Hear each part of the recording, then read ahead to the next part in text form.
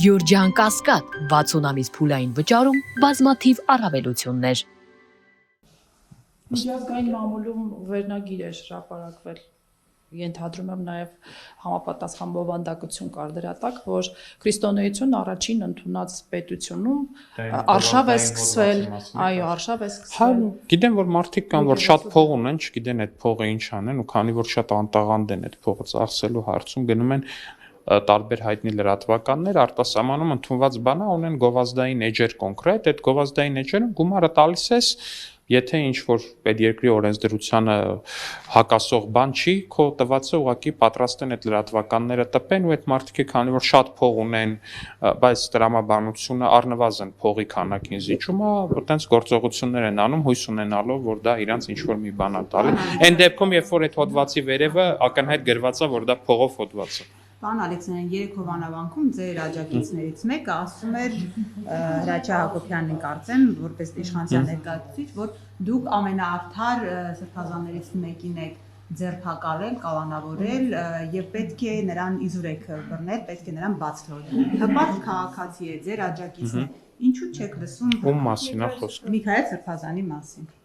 Հարկելի գործընկերներ նախ քաղաքացուն ինչի չեք լսում։ Իսկ նկատենք, որ մյուսները ով մեր աջակից չի հպարտ չի։ Հա, ինձ այդ քաղաքացին էր, որ այլ կարծիք էր ասում եւ բոլորը նրան ինչ ասես ասեցին։ Շատ իզուր, որովհետեւ մարդը իրավունք ունի իր կարծիքը ասել,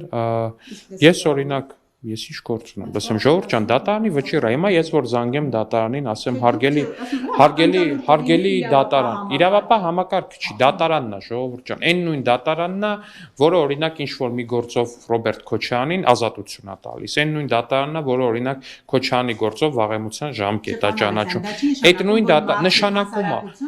ոչ, դատապարտում է նման քայլի համար, դա նաև կարծիք ոչ, ժողովուրդ ջան, դա նշանակում է, որ կա կոնկրետ քրեական օրենսգիրք, որը իրենից ենթադրում է, որ եթե դու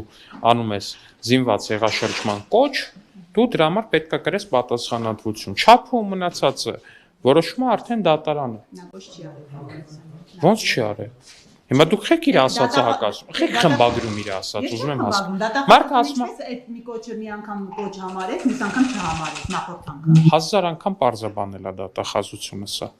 1000 անգամ պարզաբանել է սա դատախազությունը։ Մարդիկ չեն հավատում ձեր։ Ով չի հավատում։ Ով չի հավատում։ Հասարակությունը, ես բերում եմ։